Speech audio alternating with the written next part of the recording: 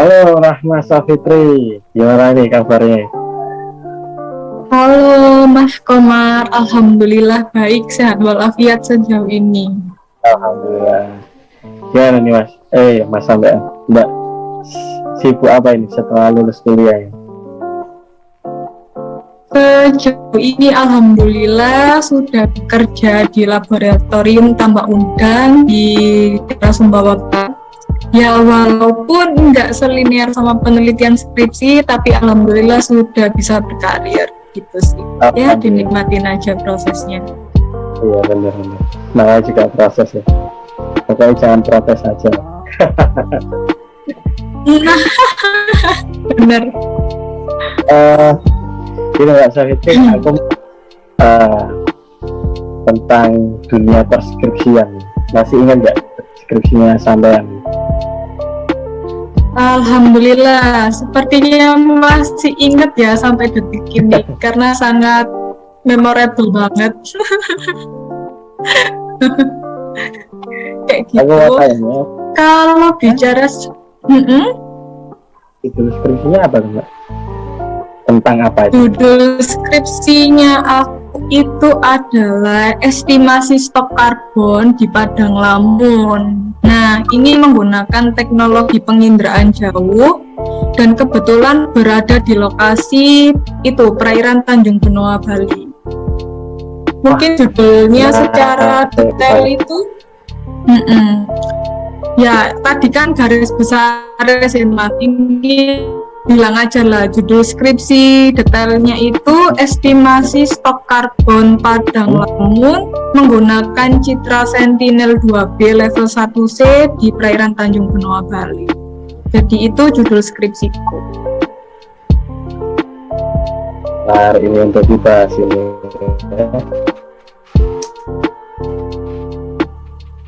Ya, Emang kamu di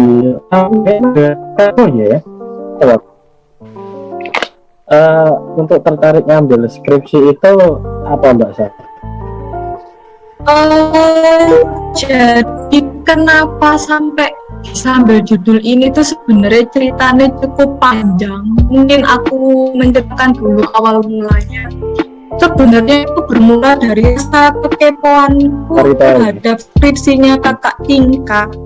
Itu Mbak Citra Arum Sari.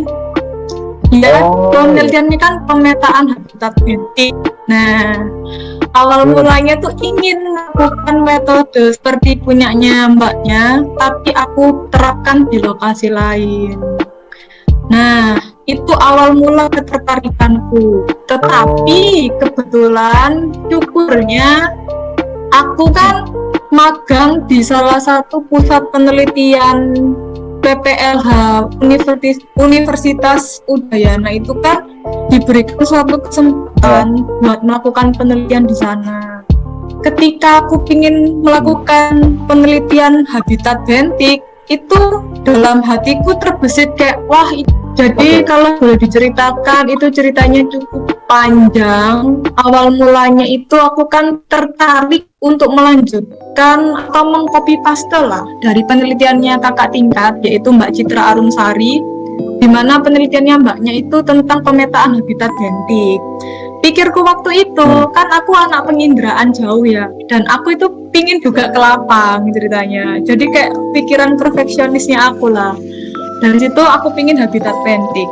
Nah, akan tetapi dalam suatu waktu aku diberi kesempatan buat magang di Pusat Penelitian Lingkungan Hidup Universitas Udayana di Bali.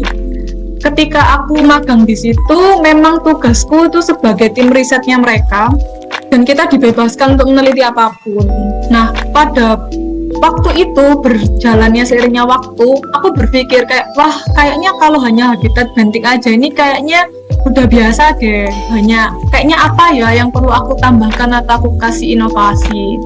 Nah, terbesitlah dalam otakku waktu itu kayak wah sekarang ini kan lagi maraknya isu global warming kan, apa ya hubungannya habitat bentik ke global warming itu tadi. Terus aku berpikir, dan kebetulan aku sama teman-temanku yang magang di sana, kita berempat, aku, Linda, Alfandi, dan Yusuf itu anak yang suka mantai Mas. Nah kebetulan dikasih clue sama pembimbingku dulu di sana, kayak kamu coba deh jalan-jalan ke Pantai Tanjung Benoa, coba mungkin di sana dapat ide. Nah kebetulan dong, ternyata di sana itu habitat bentik sama ekosistem lautnya itu keren. Ada lamun, terumbu karang, dan alga juga ada, dan sangat kompleks. Dan yang paling mendominan itu lamun. Nah dari situ aku tertarik, wah ini kayaknya lamun oke nih kalau aku lebih perdalam lagi. Nah dari situ akhirnya aku mengambil yaitu estimasi karbon di padang lamun. Tapi aku kan anaknya nggak mau ribet tuh, cuman pinginnya tuh jalan-jalan aja di lapang, pikirku gitu awalnya. Jadi apa caranya aku itu penelitian karbon tapi nggak mau nge-lab. Jadi pokoknya ambil data lapak, terus aku olahlah itu dengan penginderaan jauh, kayak gitu. Nah, awalnya itu juga aku berpikir itu mustahil sih. Kayaknya emang ada ya rumus konversi luasnya laut itu jumlahnya karbon yang dia simpan. Sedangkan kan semua jurnal yang aku baca tuh harus nge-lab. Ternyata ada, wah jalannya kayak dibukakan tuh sama ideku tadi. Kebetulan itu aku nemu salah satu skripsi dari kakak Universitas Sultan Hasanuddin, namanya itu Mas Muhammad Rais. Skripsinya dia tuh juga tentang itu, estimasi karbon di lamun, tapi dia menggunakan citra resolusi tinggi, kita spot. Nah aku nggak mampu buat belinya, jadi aku memutuskan pakai Sentinel yang bisa. Nah akhirnya mengulik-ngulik dan akhirnya aku memutuskan ya aku ambil itu, kayak gitu. Jadi sebenarnya karena karena perfeksionisku aja sih, sama niatnya aku tuh pengen jalan-jalan di lapang sebenarnya.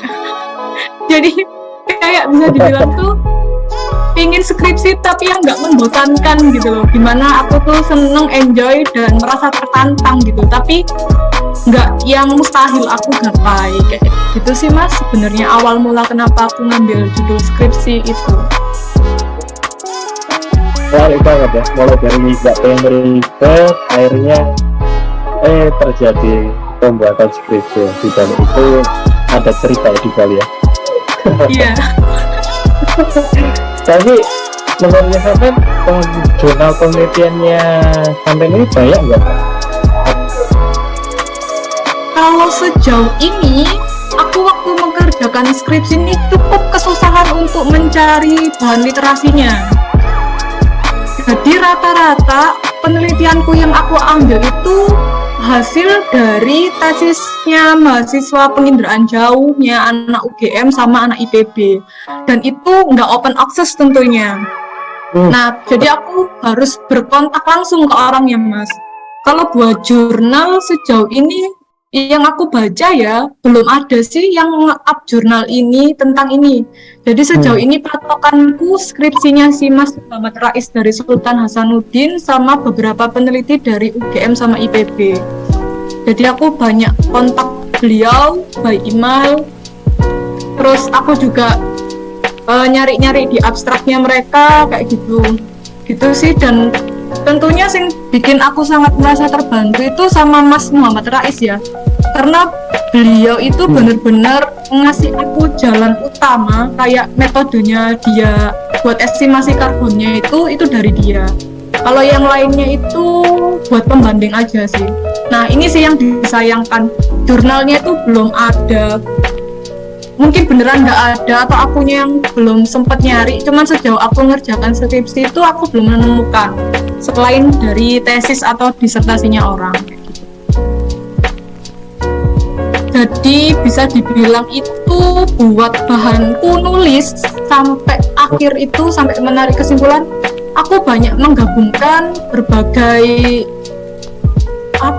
bidang penelitian. Lebih cenderung itu ke estimasi stok karbon secara lab, secara langsung itu yang jadi patokan. Jadi yang secara biologi nyel sama yang penginderaan jauh nyel. Jadi gimana caranya aku mengcombine dua tema literasi itu tadi, literatur itu tadi. Wah, kompleks. Iya. Habis itu setelah prosedurnya gimana Mbak Sa? Apa jadi ngelab atau gimana tuh untuk prosedur dari skripsinya sampean? Jadi kalau bicara tentang prosedur itu tentunya aku harus menguasai dulu pengolahan citranya sampai nanti gimana dia menghasilkan data yang bisa dianalisa. Terus jadi secara garis besar itu ada 3 tantangan sih Mas. Yang pertama itu tentunya kan perlu ground check dulu kan di lapang itu lokasi penelitianku ada apa aja itunya, apa habitat bentiknya itu kelasnya ada apa aja. Ntar barulah mencoba buat mengklasifikasikannya.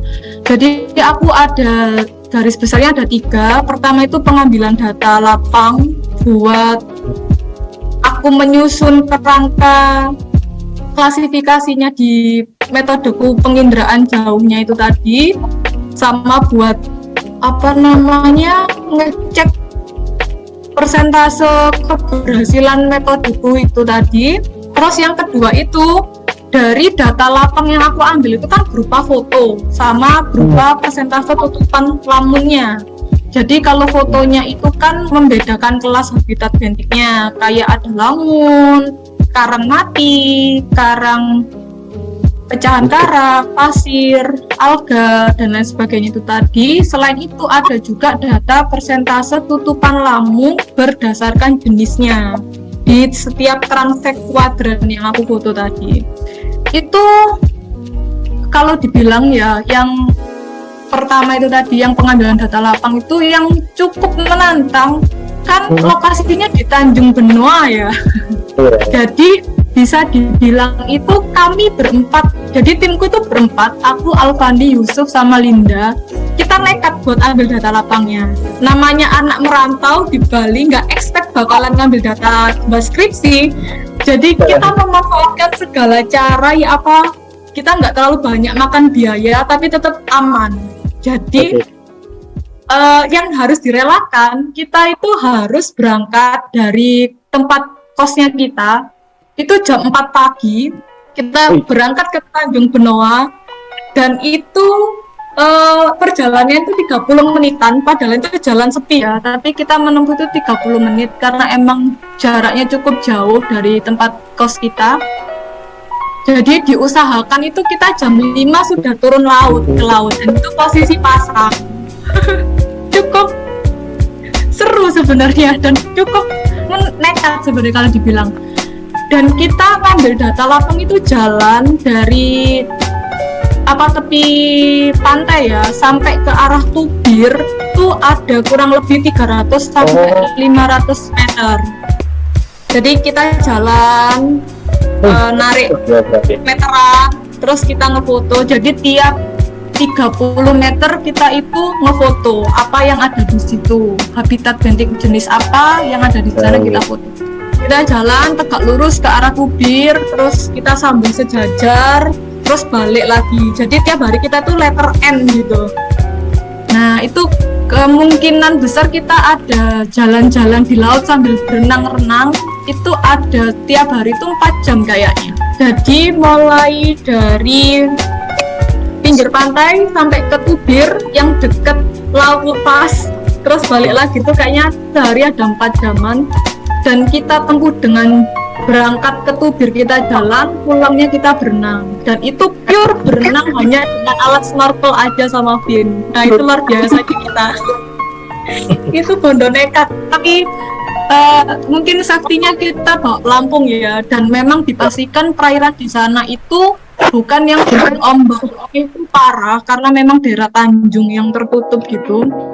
Tapi yang jadi resiko waktu ngambil itu ketika air udah mulai pasang ya. Waktu itu aku kan ambil data itu bulan Novemberan, jadi musim penghujan itu di sana. Jadi kadang cuaca itu berubah, atau kalau nggak gitu ada wisatawan yang main olahraga air kayak skateboard, terus perahu donat itu. Nah itu kalau udah menghempaskan ombaknya kita bisa balik lagi ke tengah laut, itu ada 50 meteran balik. Jadi cukup menakutkan sebenarnya. Tapi alhamdulillah aku punya tim yang sangat luar biasa yang mensupport aku sampai data itu terambil. Dan kurang lebih itu kayak ada 25 harian kayaknya aku di laut itu. 25 harian selama 1,5 bulan, karena kita nggak mungkin ambil ketika bulan purnama atau bulan mati, pasti surutnya itu kan nggak rendah banget tuh mas. Nah itu cukup luar biasa. Lumayan. Itu ngambil data lapangnya. Jadi dengan modelan pengambilan data yang begitu lamanya ya, 20-an hari lebih itu, aku ngambil data itu kayaknya ada 1000-an lebih titik seingatku.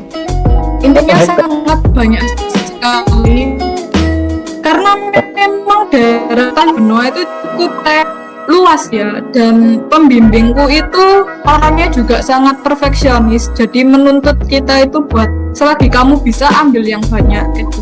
Jadi ya karena aku di bawah naungannya beliau dan aku anaknya juga sama-sama sedikit perfeksionis, tapi ternyata beliau itu jauh lebih gila perfeksionisnya, jadi ya ikut. Berapa hektar? Itu tadi hektarnya itu luasnya kayaknya bentar deh, kayaknya aku ada. Kalau luasnya ini total itu lautnya ya. Sebentar. 25. Untuk yang penelitiannya Ya. sampai Kalau ya ini nih agak ingat-ingat lupa ini. Di skripsinya ada sih, bentar. Mungkin coba tak lihat deh. Berapa ini doi? Ada kayaknya 25 hektar itu ada. itu luas banget ya kalau ngomongin hektar. Wah, kita mencapai 25 hari. Benar. Nah.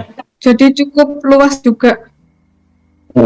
Ini udah menceritakan mulai apa manfaatnya skripsi, terus prosedurnya. Kalau ini tak tarik ke ini Mbak, ketika sidang nih, saya itu mau tanya, ini yang biasa ditakutkan teman-teman, pertanyaan apa ya dosennya?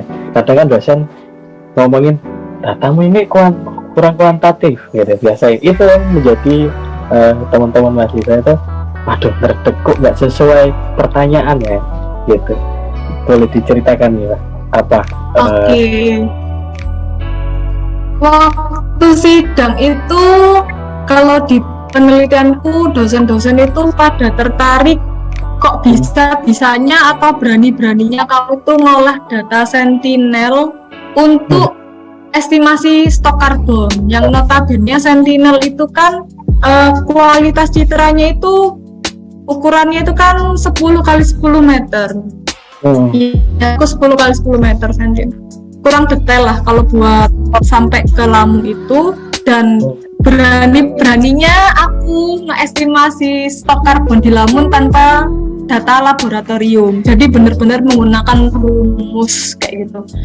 Jadi itu yang kemarin tuh diperdebatkan sama 3 penguji ya. Kok bisa-bisanya dengan asumsi seperti apa dan seberapa akuratnya dari penelitianku ini. Karena pada dasarnya kan penginderaan jauh itu kan kita bermain asumsi, prediksi, estimasi seperti itu. Itu sih Mas yang kemarin sangat jadi etik ya di penelitianku. Selain itu yang pasti ditanya sama penguji itu terkait metode kita dari awal sampai akhir, langkah-langkahnya itu seperti apa. Aku rasa itu poin yang pasti ditanyakan. Jadi menurutku buat teman-teman yang lagi di masa skripsi itu sih yang perlu diperhatikan. Jadi jangan memulai penelitian, mengambil data atau mengolah data selagi kamu tuh belum paham kayak apa sih penelitianmu ini, maksudnya apa, tujuannya apa, gimana kamu menyelesaikannya, kayak gitu. Mungkin kalau nggak tahu 3 poin itu, mending nggak usah ambil data itu ke lapang daripada sia-sia. Nah, berhubung karena aku waktu sidang itu sudah ngelentek sama 3 poin itu, jadi ketika ditanya tentang metode, terus kenapa aku kok berani gini, gini, dan gini, aku bisa menjawab asumsi dan dengan hasil penelitianku yang oke, gitu sih. Jadi lebih dikuasai aja. Maunya itu apa gitu. Itu sih. Iya. Kadang kan seperti itu ya, berani tapi belum paham untuk mau ke judul. Nah, ngomongin itu dibalik ketika bimbingan nih Mbak, biasanya pernah nggak di titik terendah, wah ketika sudah ini skripsi sampai kan, wah berani, terbilang berani. Nah, pernah nggak di titik terendah gitu? Aku nggak mau. Tentunya pernah. Oke, buat balik itu. Karena aku kan memulai skripsi ini benar-benar aku tahu teori tapi nggak tahu metode pengolahan dataku kan Mas. Baru benar-benar aku mencoba ya waktu skripsi itu. Jadi aku ngolah data itu sering banget gagal. Ngerjain pagi selesai paginya besok itu kayaknya udah langganan. Tidur pagi itu selalu ya kayaknya tiap hari kayak gitu. Ngolah data gagal. Ya kayak skripsiku itu udah berpuluhan kali percobaan baru aku bisa menemukan ya ini adalah yang tepat. Dan karena aku skripsiku dibimbing oleh dosenku yang di PPLH Udayana itu, ya seringkali dapat kritikan kayak seharusnya ini bisa seperti ini, bisa jauh lebih baik, akurasinya lebih tinggi. Tinggal nih pakai metode apa yang cocok kayak gitu. Jadi aku klasifikasi cheater ya di penginderaan jauh itu aku udah nyoba 5 metode klasifikasi kayaknya sampai akhirnya ya aku menemukan likelihood adalah yang tepat kayak gitu ya. Jadi satu metode aku nyoba berkali-kali ya, mungkin terhitung kali sampai aku menemukan ya. Buat yang lagi skripsian ngeluh itu boleh tapi jangan menyerah lah, jangan kapok. Mencoba baru 1, 2, 10 kali itu jangan kapok, karena aku sendiri udah puluhan baru aku berhasil ya ini selesai nih, ada ketemu hasilnya. Baru bisa analisa kayak gitu. Sangat tuh hasilnya kalau semua mau mengerjakan itu tantangan sih. Kalau semua mau skripsi, kalau tantangan skripsi hanya cepat selesai itu belum ada cerita kalau menurutku ya. Ini ceritanya, storytellingnya panjang banget ini. Iya bener Mas. Oke, Mbak Safitri, bisa nggak buat kata-kata, 2 kata buat teman-teman pejuang skripsi, kata-kata semangat atau kata-kata hari ini yang bisa diutarakan? Boleh on cam bentar Mbak? Biar enak. Oke. Jadi pesan aku buat para pejuang skripsi, kalian boleh ngeluh asal nggak boleh nyerah. Jangan selesai di 10 kali percobaan sampai percobaan kamu itu bisa dianalisa. Itu sih poin pentingnya, Mas. Semangat para pejuang skripsi. Iya sih Mbak, rata-rata itu kadang ya itu yang harus diingat. Kata Mbak Safitri bagus Mbak, selalu diingat. Ini biasanya kan orang-orang teman-teman pejuang skripsi kan setelah dibalik itu mengambil data gagal akhirnya kan sudah stagnan ya, aku nggak mau dikerjakan lagi, akhirnya kadang molor gitu yang bisa. Kalau itu sih menurutku penting ya Mas. Tanya lagi itu ketika dia sudah fokus satu judul terus dia menemukan kesusahan atau stagnan gitu ya, terus dia tiba-tiba terbesit kayak wah aku harus ganti judul nih karena temanku yang ambil judul ini lebih mudah. Wah gak bisa kayak gitu. Itu tuh karena yang kita lihat mudah ya belum tentu itu mudah sebenarnya. Namanya kalau orang Jawa bilang sawang sinawang gitu kan. Jadi mending menurutku apa yang udah di tengah jalan itu diselesaikan sampai tuntas. Yes, itu tantangannya kamu kayak gitu, selesaikan. dan pasti nanti para pejuang skripsi kalau sudah selesai akan merasa bangga pada dirinya, wah aku sudah bisa sejauh ini gitu. Melampaui batas dirinya sendiri ya. aduh Ya bener banget ya, walaupun di prosesnya itu aku sering jatuh bangun ya, sakitan sampai demam, bahkan yang lucunya lagi waktu aku pro itu aku sampai suaraku hilang. Untungnya itu pembimbingku sangat pengertian. Iya, kayak udah sempronya akan disertasi aja yang udah jompo-jompo gitu. Ya ampun, itu gara-gara ngejar tayang banget sih sebenarnya itu. Jadi ngedrop banget sampai sempro itu pun sakit aku waktu itu. Tapi ya kita harus melawan batasan diri kita pada waktu itu. Kan sebenarnya manusia itu batasan diri itu kan bisa update ya. Jadi jangan nyerah di titik itu. Pasti kita bisa melampauinya. Mbak, saran untuk next skripsinya sampai ini ya, untuk sarannya kurangnya apa dari skripsinya sampai biar nanti ketika ada yang melanjutkan, biar sarannya Mbak Safitri bisa dimasukkan di skripsinya. Kalau ada yang berniat ya melanjutkan skripsinya aku, angka baiknya itu mereka bisa menggabungkan beberapa komponen penelitian bidang ya. Kan aku lebih fokus ke penginderaan jauhnya. Turun lapang itu kan hanya untuk proyek. Kalau bisa untuk estimasi karbonnya, teman-teman yang mau melanjutkan cobalah untuk ngambil data karbon yang real dengan prosedur di laboratorium, itu lebih baik dan aku rasa itu akan menjadi suatu inovasi yang baru dan lebih akurat ya. Jadi lebih berani mencoba dan mengeksplor lagi gitu sih Mas. Dan kalau punya uang lebih lagi bisa tuh pakai citra yang kualitasnya tinggian, yang berbayar lah, tapi ya cukup lumayan mahal memang ya. Carilah sponsor banget, mau bilang gitu, bisikin dosennya aslinya. Nah, bener banget astaga. Carilah sponsor biar semakin luas ya pembahasan skripsinya.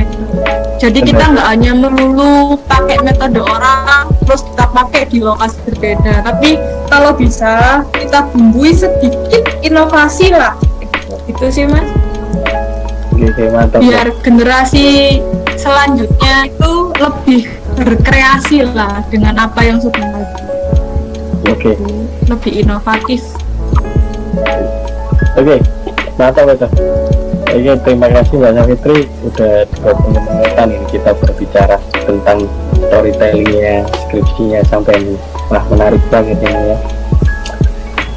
Oke, terima kasih sebelumnya.